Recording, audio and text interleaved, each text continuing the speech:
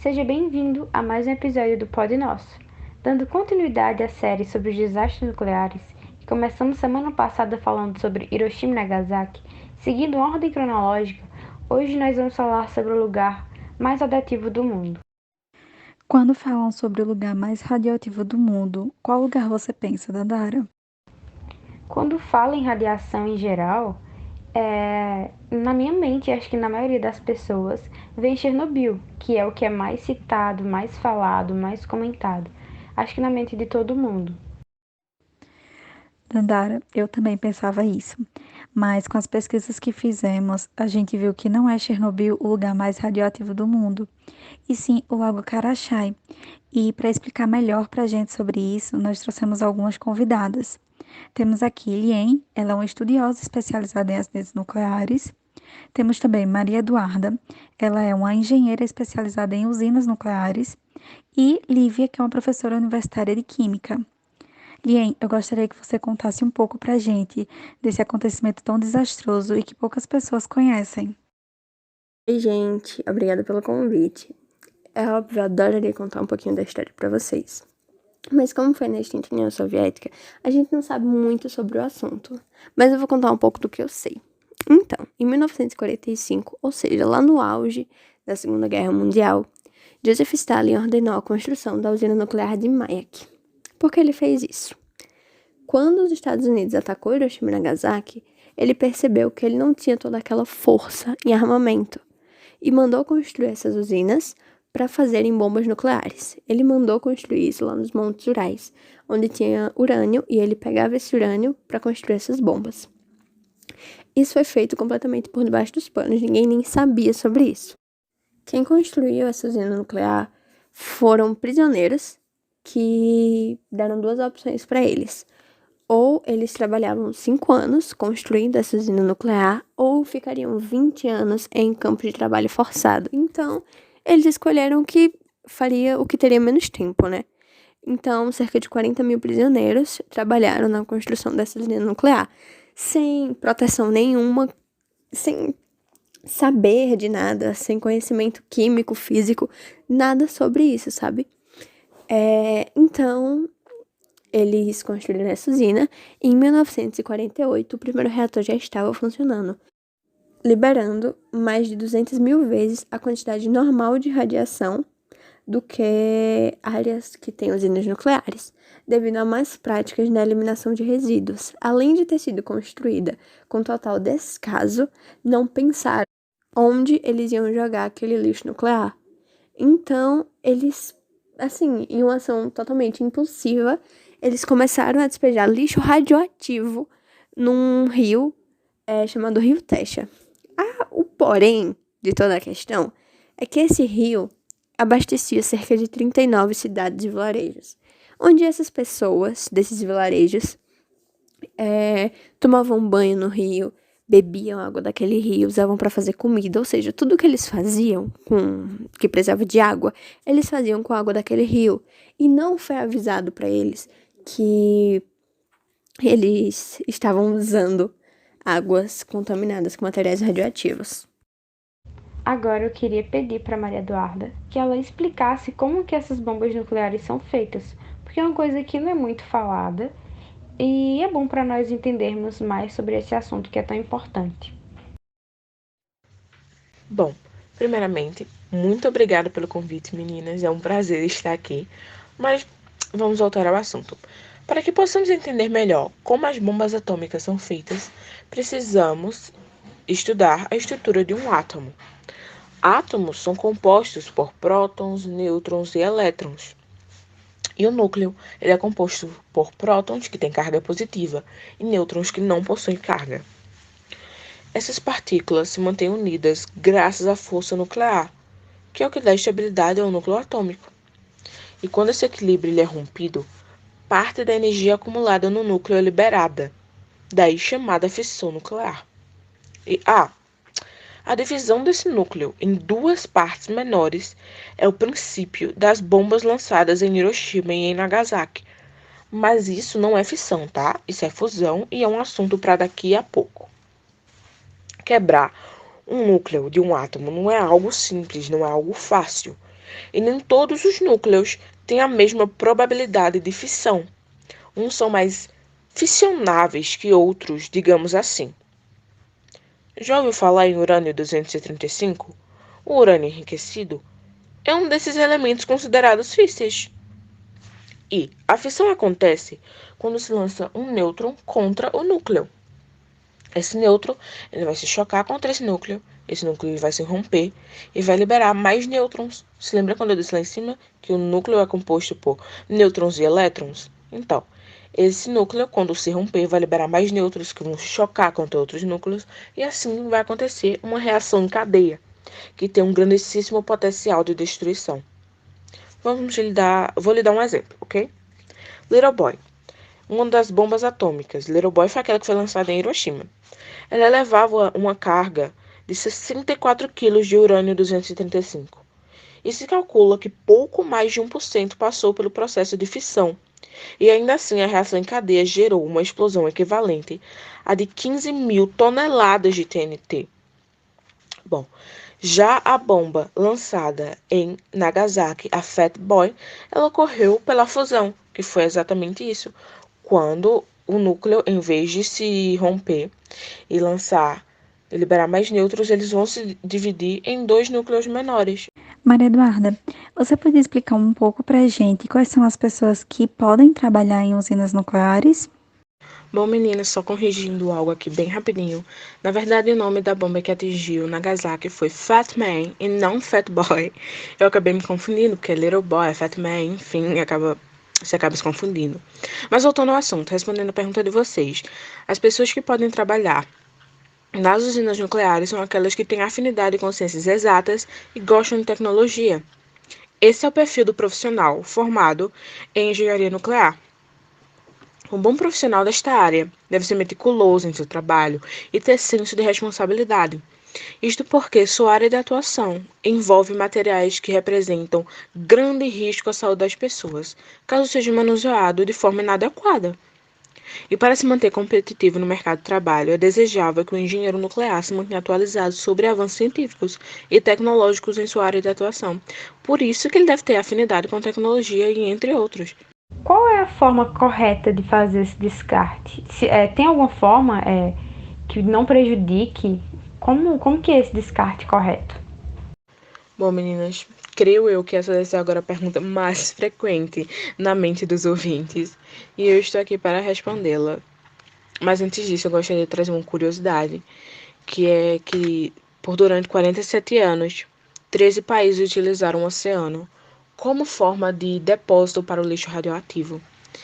Foi durante de 1946 a 1993, e um desses locais foi a Fossa das Marianas. É o local mais profundo dos oceanos e atingiu uma profundidade de 10.984 metros e localiza-se no Oceano Pacífico. Em um estudo da revista Geophysical Research Letters, a AJU encontrou a primeira evidência de carbono radioativo de teste de bombas nucleares nos tecidos musculares dos crustáceos das fossas das Marianas. Organismos na superfície do oceano incorporaram esse carbono bomba, entre aspas, nas moléculas que compõem seus corpos, desde o final dos anos 50. O estudo também descobriu que os crustáceos estão se alimentando da matéria orgânica desses organismos quando eles caem no fundo do oceano. A poluição humana pode entrar rapidamente na cadeia alimentar e chegar ao oceano profundo. Mas, isso é só uma curiosidade, uma triste curiosidade, não é mesmo? Mas respondendo a pergunta, a forma de descarte. Bom, há várias formas de descartes, mas uma delas é que os rejeitos de usinas nucleares são colocados em recipientes especiais e descartados em locais com revestimento de concreto, devendo permanecer confinados por um período longo, que varia de 50 a 300 anos, e no Brasil este tipo de descarte é realizado nas mineradoras e institutos energéticos. A Finlândia, por exemplo, está cavando, também tem como realizar esse descarte por forma de aterramento, um buraco de mais ou menos 1 quilômetro para colocar todo o lixo radioativo nesse local. Também tem como utilizar a piscinas de resfriamento e entre outros.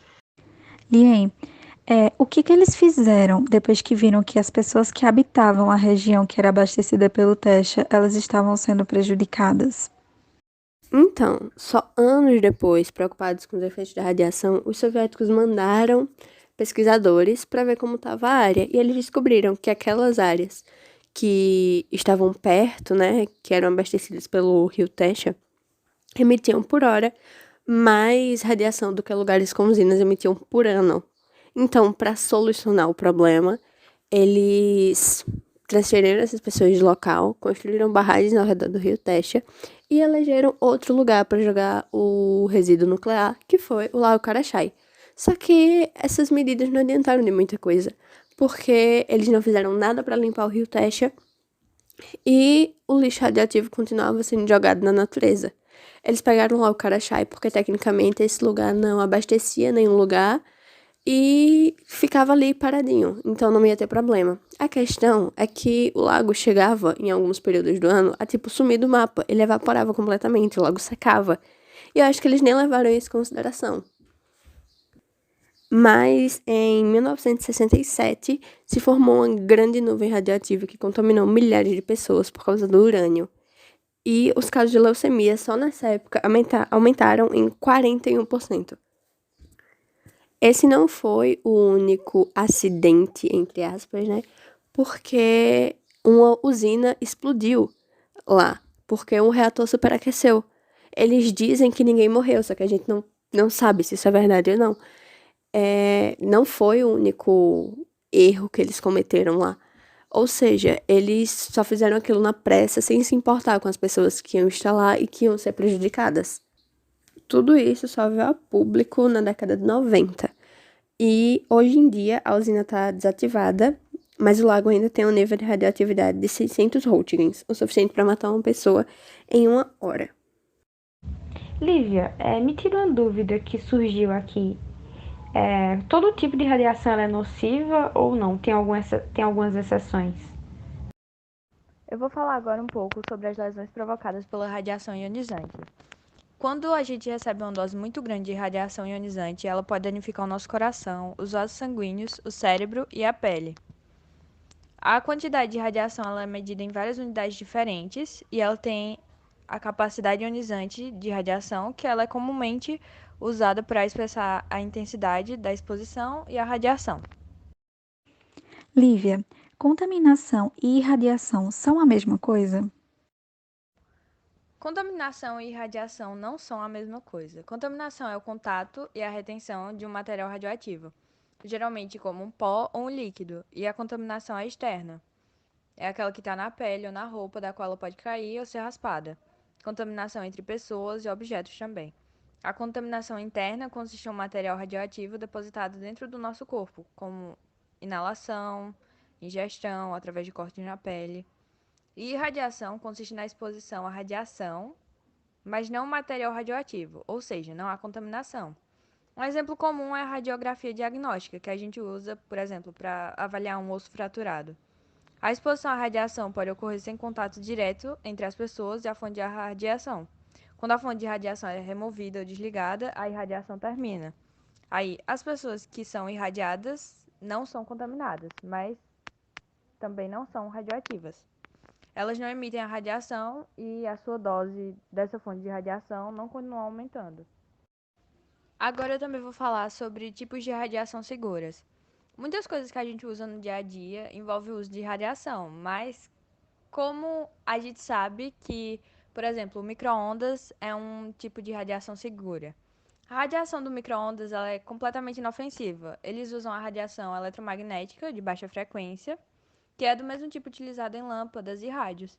E quando a gente coloca a comida dentro do micro-ondas, ele absorve essa radiação, o que faz com que as moléculas de água na comida vibrem, causando a fricção da água e comida. Aí os seres humanos, eles absorvem essas ondas eletromagnéticas, mas os fornos de micro-ondas produzem essas ondas de frequência relativamente baixas e que ficam contidas dentro do forno. Também existem três modalidades de radiação que são denominadas alfa, beta e gama. que podem ser separadas por um campo magnético ou por um campo elétrico. Radiação alfa são as partículas carregadas por 2 prótons e 2 nêutrons. Radiação beta são carregadas por raios beta ou partículas betas, são elétrons e partículas negativas. E a radiação gama, que é a mais perigosa, que são ondas eletromagnéticas que possuem carga e massa nulas. Elas emitem continuamente calor e têm a capacidade de ionizar o ar ou tornar ele condutor de uma corrente elétrica. Os efeitos da radiação, eles são muito prejudiciais, mas eles também dependem de vários fatores. Por exemplo, a quantidade da dose que a gente chega a receber, a rapidez de recepção dessa dose, a duração da exposição no nosso corpo. E uma única dose rápida de radiação por todo o corpo pode ser mortal, mas a mesma dose no seu total, aplicada em um prazo de semanas ou meses, pode provocar efeitos muito menores.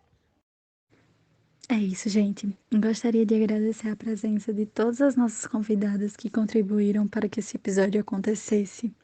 Também a você que está acompanhando a nossa série. E para quem não assistiu o episódio anterior, o link está na descrição. Nos siga nas redes sociais para ficar por dentro de todas as novidades e não perder nadinha. Próxima semana, no mesmo horário, nós estaremos aqui para falarmos de Chernobyl.